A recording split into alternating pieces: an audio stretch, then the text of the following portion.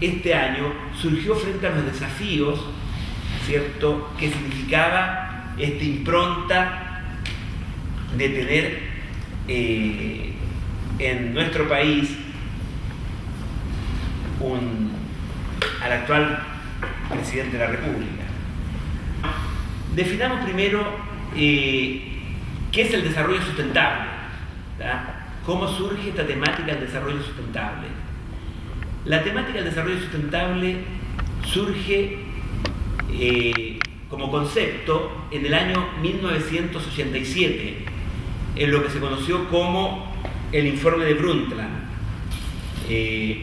Brundtland, ¿cierto?, fue la primer ministro de Noruega, y se define desarrollo sustentable como aquel, ahí lo tienen en la pantalla, como aquel que permite satisfacer las necesidades de la generación actual sin que esto imposibilite a las futuras generaciones satisfacer sus propias necesidades.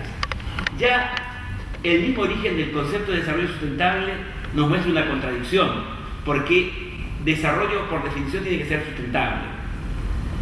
¿Y por qué qué es lo que motiva el surgimiento de este concepto? Los crecientes niveles de contaminación que comienza a vivir el mundo capitalista a partir de 1860 por la matriz energética, que es la energía fósil. En el año 1860, la energía fósil, que es el carbón, petróleo y gas, dentro de lo que es la matriz energética mundial para generar el Producto Bruto Interno, tenía una participación del 30%. Y desde ese momento fue creciendo la participación de la energía fósil para generar lo que es el Producto Bruto Interno.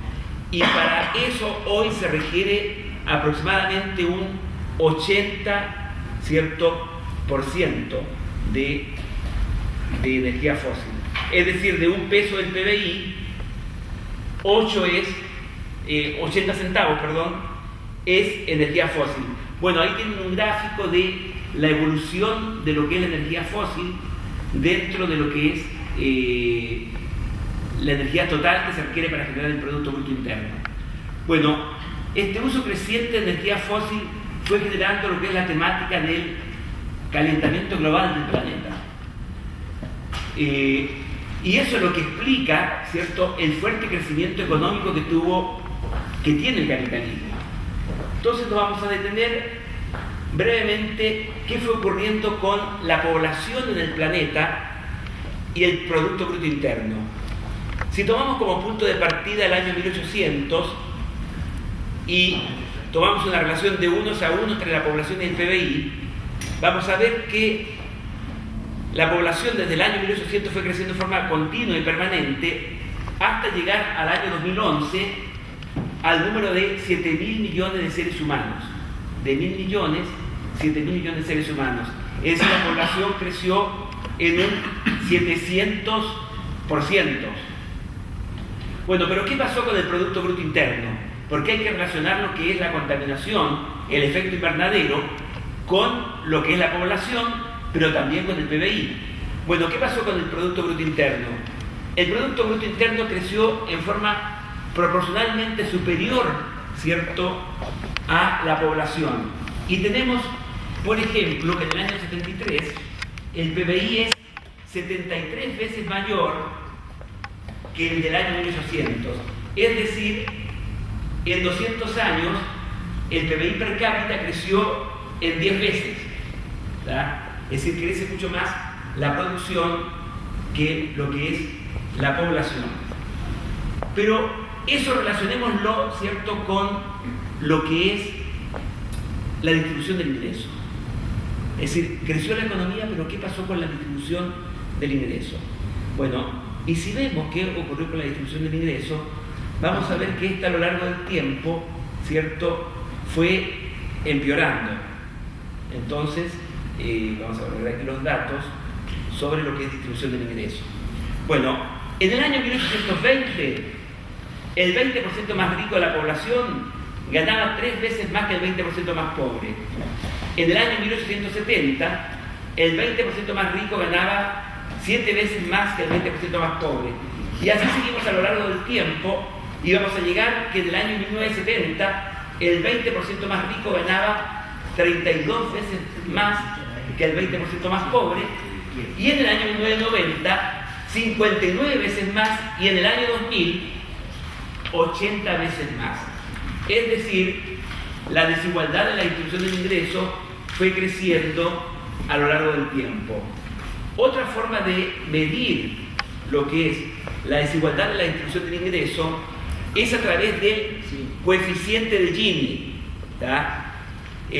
Cuando el coeficiente de Gini tiene un valor cercano a 0, significa que tenemos una distribución igualitaria en el ingreso. Y cuanto es el coeficiente de Gini igual a 1, significa que una persona tiene el 100% del ingreso y el resto de la población no tiene nada. Bueno, ¿qué fue pasando con el coeficiente de Gini desde el año 1820 hasta el año 2002? Bueno, de acuerdo a Milanovic, según datos del año 2009, el coeficiente de Gini, que en el año 1820 era de 0,43, en el año 2002, bueno, fue creciendo permanentemente, 1820, 1950, 1913, 1929, 1980, y llegamos al año 2002, y el coeficiente de Gini tiene un valor igual a 0,77. Es decir, la desigualdad de la distribución del ingreso es cada vez mayor. Bueno, si nosotros utilizamos un concepto que utilizaba este pensador que se llama Carlos Marx, ¿cierto? Esto es equivalente a decir que la tasa de plusvalía a lo largo del tiempo ha ido creciendo, es decir, es cada vez mayor el grado de explotación al cual se somete la fuerza de trabajo.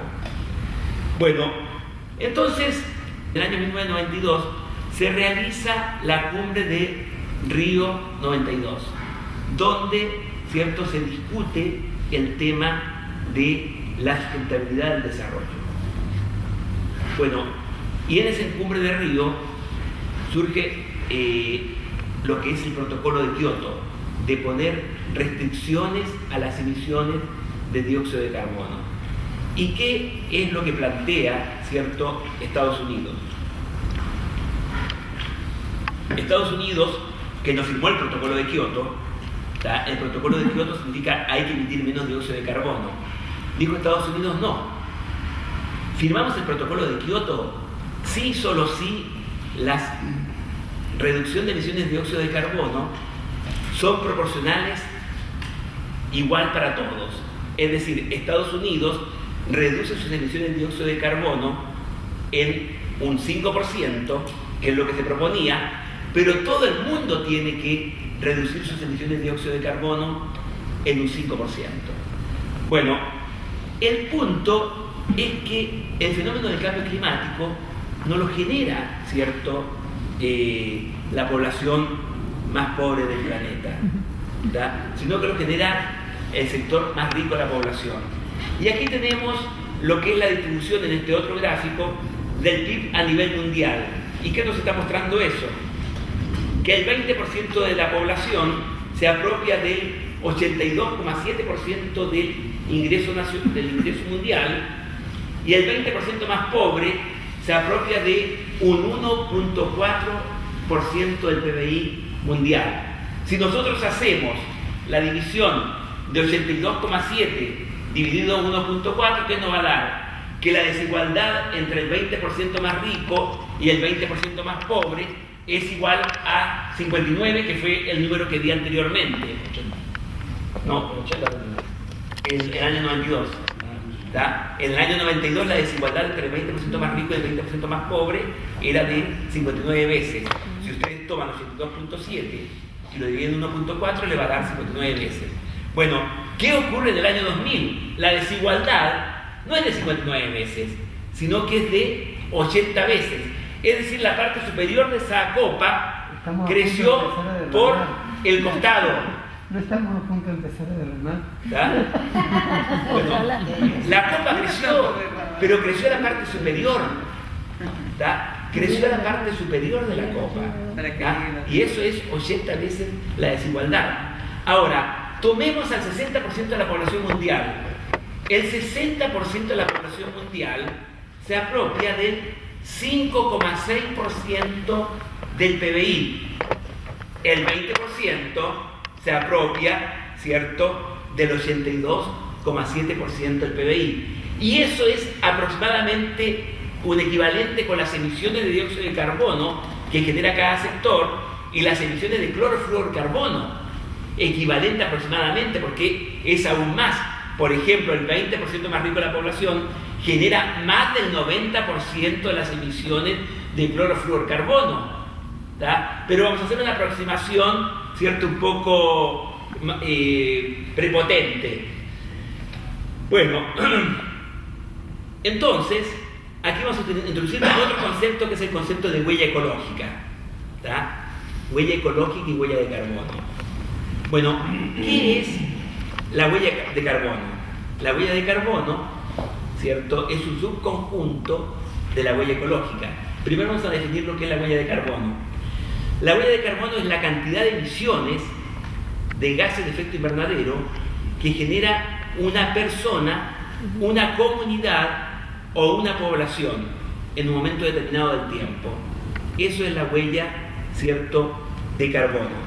Y es aproximadamente el 60% de lo que es la huella ecológica, ¿tá? ¿Ok? Bueno, ¿y qué es la huella ecológica? La huella ecológica es la demanda de recursos naturales de una persona, de una población, de una región, en términos, ¿cierto?, de espacio físico, ¿tá? Es la demanda de recursos naturales de una población, ¿cierto?, en términos de espacio físico. O dicho de otra manera, es la cantidad de agua, ¿cierto?, bosques, pastos, biodiversidad que requiere una población para reproducir los recursos que utiliza anualmente o asimilar los residuos que genera. Doy un ejemplo. ¿Cuál es la huella ecológica de Japón, por ejemplo? La huella ecológica de Japón es igual a 15 veces su espacio físico. Es decir, la demanda de recursos naturales de Japón y sus emisiones contaminantes, sus emisiones, ¿cierto?, de dióxido de carbono, equivale a 15 veces su espacio físico, ¿tá? Tomemos el caso de Estados Unidos. ¿Cuál es la huella ecológica de Estados Unidos? Es equivalente a 3 veces su espacio físico, ¿tá? Bueno, ¿y cuál es la huella ecológica de Argentina o de Brasil? Es muy inferior a su espacio físico, ¿tá? Es muy inferior a su espacio físico. ¿Por qué? La Argentina tiene un enorme espacio físico. ¿Y cómo es su población con respecto a ese espacio físico? Es muy pequeña. Pero además, tanto Brasil como Argentina generan externalidades positivas con respecto al resto del mundo. Es decir, Brasil, Argentina, tendríamos nosotros que cobrar al resto del mundo, a los países que tienen una huella ecológica tan grande, por esos servicios de medio ambiente que le estamos otorgando, por esos servicios ambientales. Es muy conocida, por ejemplo, la propuesta que el FMI, el Banco Mundial, le hizo a Brasil en el año 1990 para pagar su deuda externa. El FMI, el Banco Mundial, dicen a Brasil: podemos hacer un canje de deuda por naturaleza, ¿tá? Entonces, los brasileños que dijeron que no son bobos, a excepción de Temer, ¿cierto? Bueno, dijeron: no, estimado, discúlpeme, pero esto es al revés. Brasil tiene que cobrar al resto del mundo, ¿cierto?, para mantener la biodiversidad del Amazonas. Es todo al revés. No es ese criterio. Bueno, entonces, ¿cuál es la huella ecológica hoy día del planeta?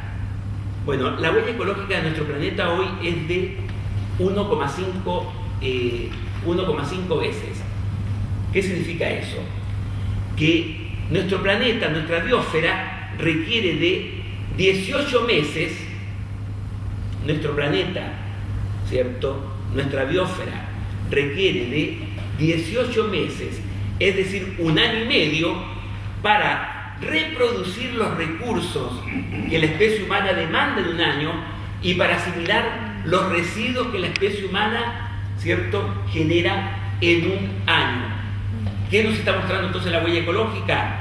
Que el actual estilo de desarrollo es insustentable. ¿Y por dónde pasa la insustentabilidad? No pasa por las emisiones contaminantes, ¿cierto?, del 60% de la población, sino que pasa por las emisiones contaminantes y residuos que genera el 20% más rico de la población. Y Manfred Max Neef, que es un economista, ¿cierto?, de este enfoque a escala humana, hace el siguiente planteo. ¿Qué efectos tendría sobre la biosfera la desaparición del 60% de la población? No tendría ningún efecto sobre la biosfera, ¿tá? Porque lo que hace este 60% más pobre, las emisiones de dióxido de carbono que genera este 60% más pobre, es el respirar. Es decir, cuando Estados Unidos plantea que la reducción de emisiones de dióxido de carbono tiene que ser igual al 5% para todos, Estados Unidos está diciendo que va a usar los aviones, el aire acondicionado, ¿cierto?, los carros, los automóviles, un 5% menos. En cambio, lo que tiene que hacer el 60% más pobre de la población es dejar de respirar en un 5%.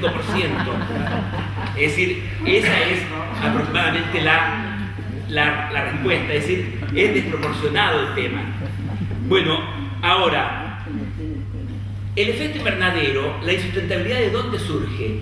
El consumo nosotros lo podemos clasificar en dos tipos: consumo endosomático y consumo exosomático. Bueno, el consumo endosomático es aquel necesario para realizar las actividades bióticas fundamentales, metabolismo y mantención de temperatura, y responde a instrucciones genéticas. ¿Cuál es el nivel de consumo endosomático que requiere una persona? Entre 2.000 a 3.000 kilocalorías.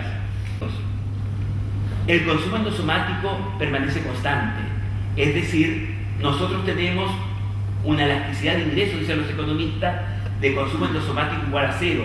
Es decir, aumenta el ingreso, el consumo endosomático, ¿cierto?, permanece fijo. Bueno, entonces, cuando aumenta el ingreso de los individuos, ¿qué es lo que crece? Lo que crece es el consumo exosomático, es decir, todo ese 20%, que es el 82,7% del PBI, es todo consumo exosomático. Es decir, cuando crece la economía capitalista, lo que crece no es el consumo endosomático, sino que lo que crece es el consumo exosomático.